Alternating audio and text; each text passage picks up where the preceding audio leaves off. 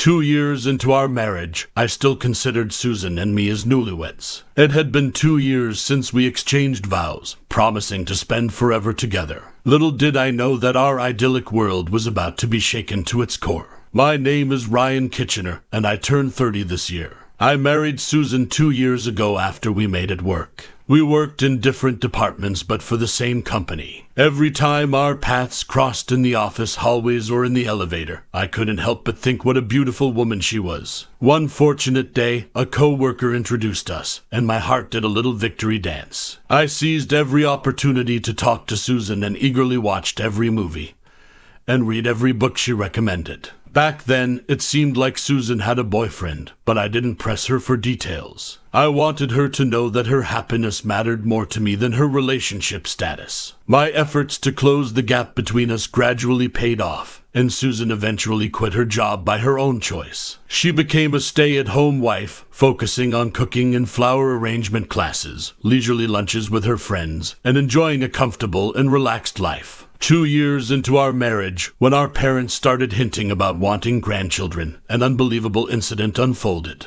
It was a time when the busy season of overtime at work had finally ended, and I was in high spirits as I left work on time. I wanted to surprise Susan, thinking she might have been feeling lonely due to my demanding schedule, so I bought her favorite cake on my way home, planning a mini vacation for the upcoming long weekend and picking up brochures of nearby tourist spots. I even ordered takeout so Susan wouldn't have to worry about dinner. As I entered our home and announced my early return, Susan's reaction surprised me. She seemed taken aback as I handed her the cake she loved. Something was off. "Susan, there's something wrong," I said as I handed her my suit jacket. Susan gave a small nod, her face solemn. We sat down in the living room, and then she dropped a bombshell. "I'm pregnant, and I want us to break up." Those words hit me like a sledgehammer to the head. I couldn't fathom hearing such a thing from Susan. We hadn't even had children yet. It was Susan who had convinced me to wait, to enjoy our newlywed life a little longer. We'd been careful for these past 2 years, so how could she now be pregnant? "I want a divorce. It's for the child," Susan continued, her words piercing my heart. Those words, "for the child," were not supposed to be spoken in such a context.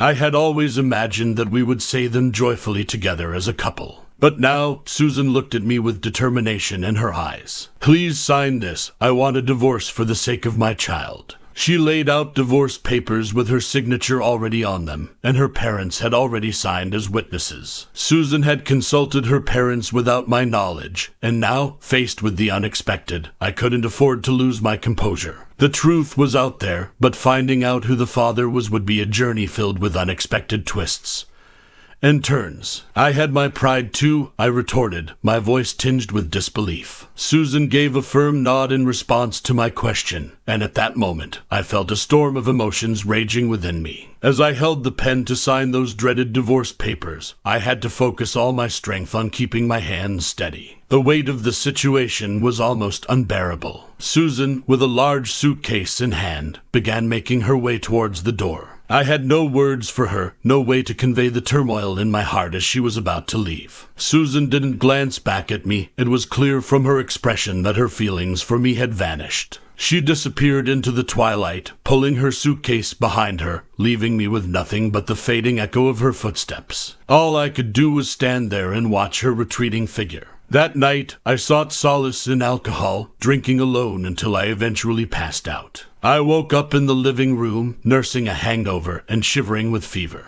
It was different from the usual hangover symptoms. I knew I had to call in sick to work. As I lay there, I couldn't help but wonder if the events of the previous night had been some surreal dream. But the empty liquor bottles and the pan on the living room table were tangible reminders that it was all painfully real. Susan had indeed betrayed me and left, and when reality crashed down upon me once more, my chest ached with anguish. They say the cuter they are, the harder they fall, and it couldn't have been truer in my case. I couldn't believe how much I now despised Susan, the woman I had once loved so deeply. My only thought was to find the man who had torn our lives apart. The days passed, and I spent hours rummaging through Susan's abandoned belongings, hoping to find some clue about the other man. Among her possessions, I discovered the ring and bracelet I had given her when we were dating.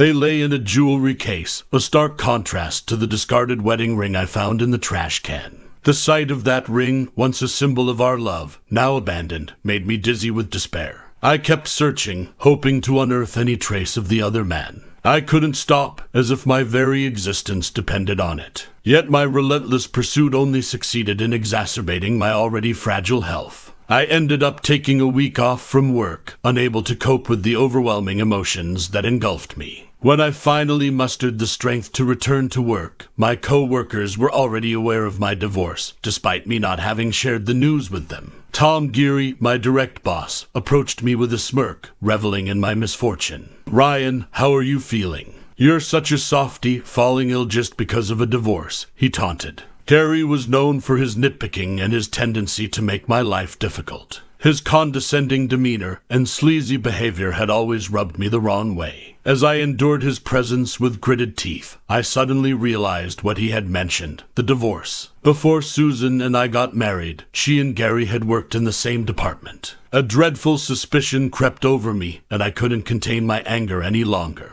"Are you the father of Susan's unborn child?" I asked in a low, seething voice. Gary's response was chillingly calm as he confirmed, "That's right." His tone was mocking, and for a moment, I lost control of my emotions. When I came to my senses, I found Gary sprawled across the room, a toppled chair and scattered desk items around him. My clenched fist throbbed with pain, and the room was in chaos. Some were helping Gary up, while others attempted to restrain me. Gary, despite being on the receiving end of my anger, was laughing.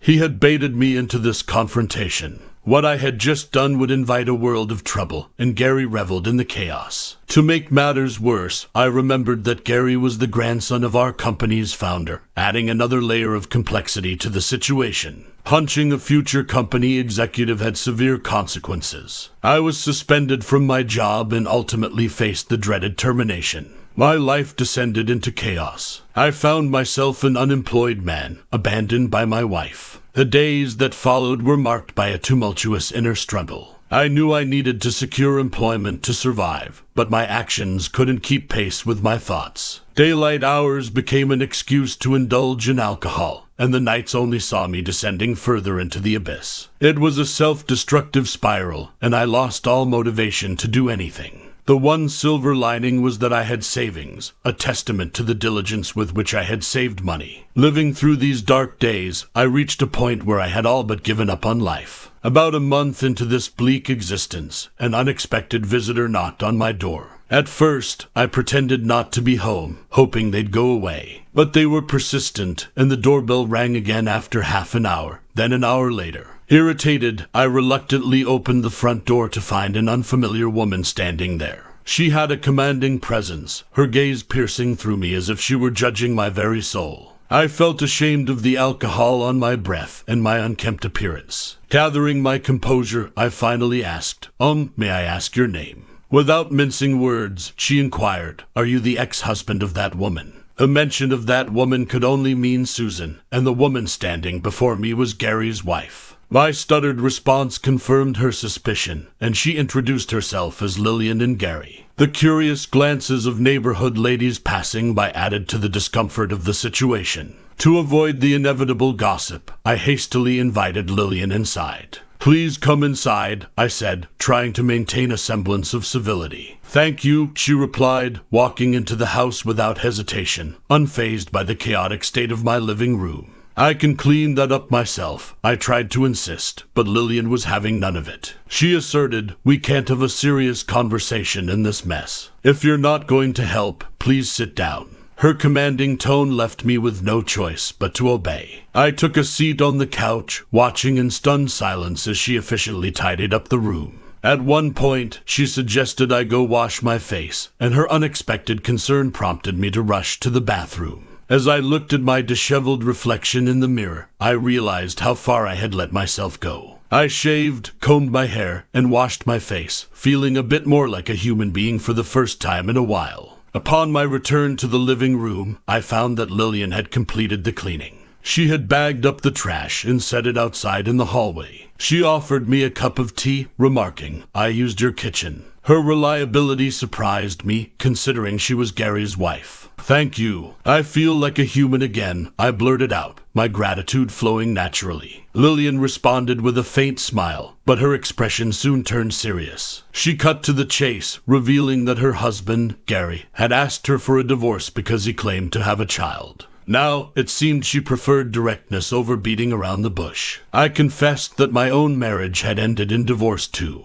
When I told her it's none of my business anymore, she let out a deep sigh. I added that it was evident that Gary's infidelity wasn't a one-time incident. He had a history of such affairs, and Susan had been involved with him before. Lillian's words painted a picture of a complex and troubled relationship. Despite everything, it was clear that she still harbored feelings for Gary. Lillian's motives became clear during our conversation. She wanted to find a way to remove Susan from Gary's life. It was apparent that she was more interested in reconciling with her husband rather than seeking a divorce, despite the fact that Gary had betrayed her not once but twice with the same woman, even fathering a child with her. It puzzled me, could she still harbor feelings for a man who had hurt her so deeply? When I asked Lillian if she had considered divorce, she seemed taken aback, as if the idea hadn't crossed her mind. Her expression betrayed no inclination towards separation. I couldn't help but wonder what was driving her to hold on to this troubled relationship.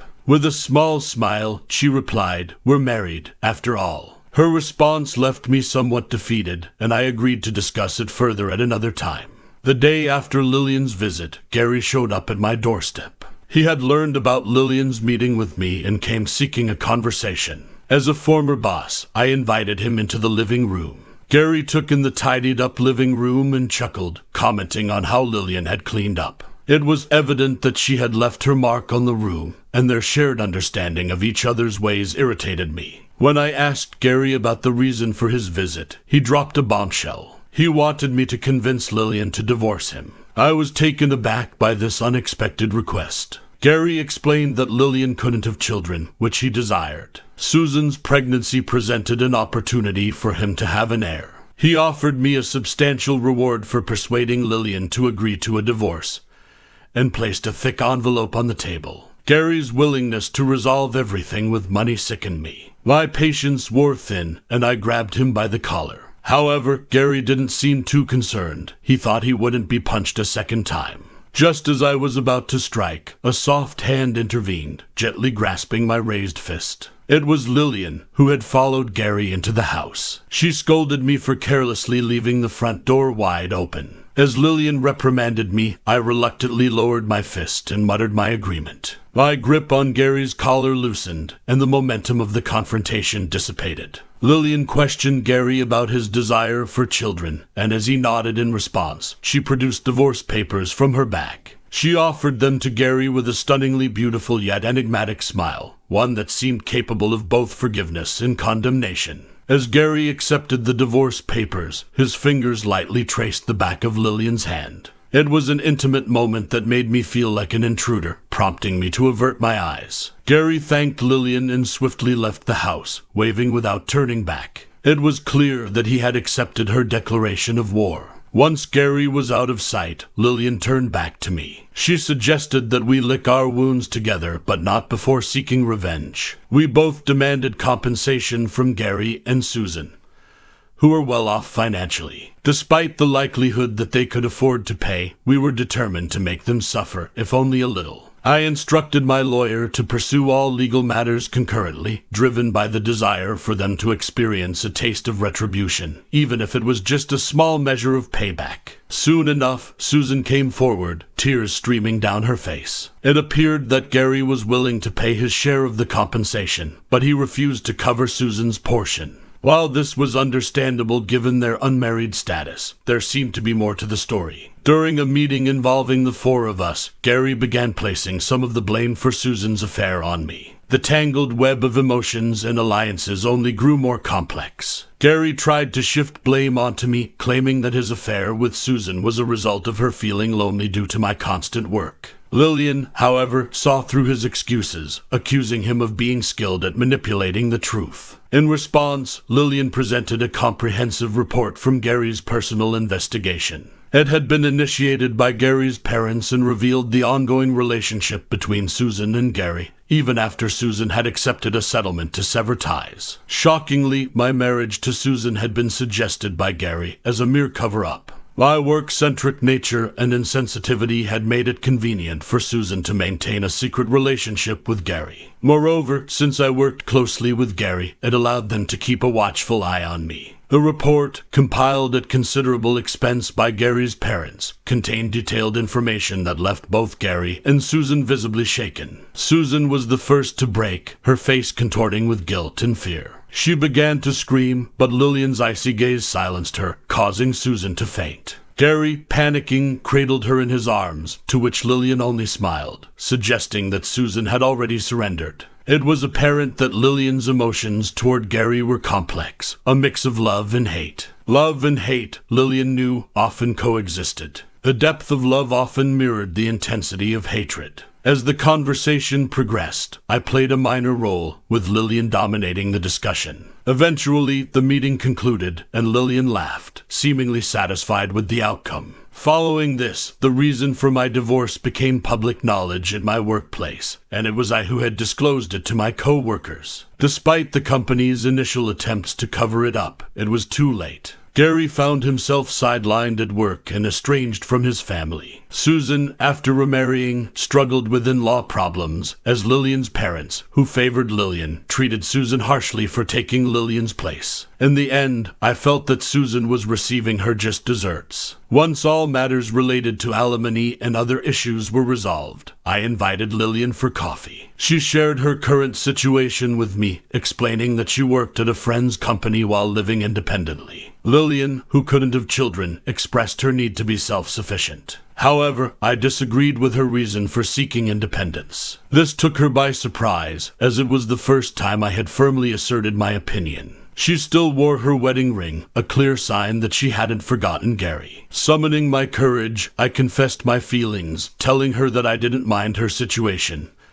and wanted to apply to be her boyfriend once I found a job. Lillian, seeming puzzled at first, but my sincerity became apparent. I reassured her that I would never hurt her and that we understood each other's pain. She chuckled and acknowledged that she could be quite a handful. I replied, "I am well aware of that." Gently, I traced the back of her hand with my finger, and it seemed like she was recalling something as she squinted her eyes. With a delicate touch, Lillian brushed off my finger and removed her wedding ring, symbolically breaking away from her past. She lightly touched my hand, and her fingers traced the back of my hand as if transferring her love into me through her fingertips. Lillian laughed joyfully, promising to make me happy, and I vowed in my heart to always protect that smile. How do you feel about the OP story?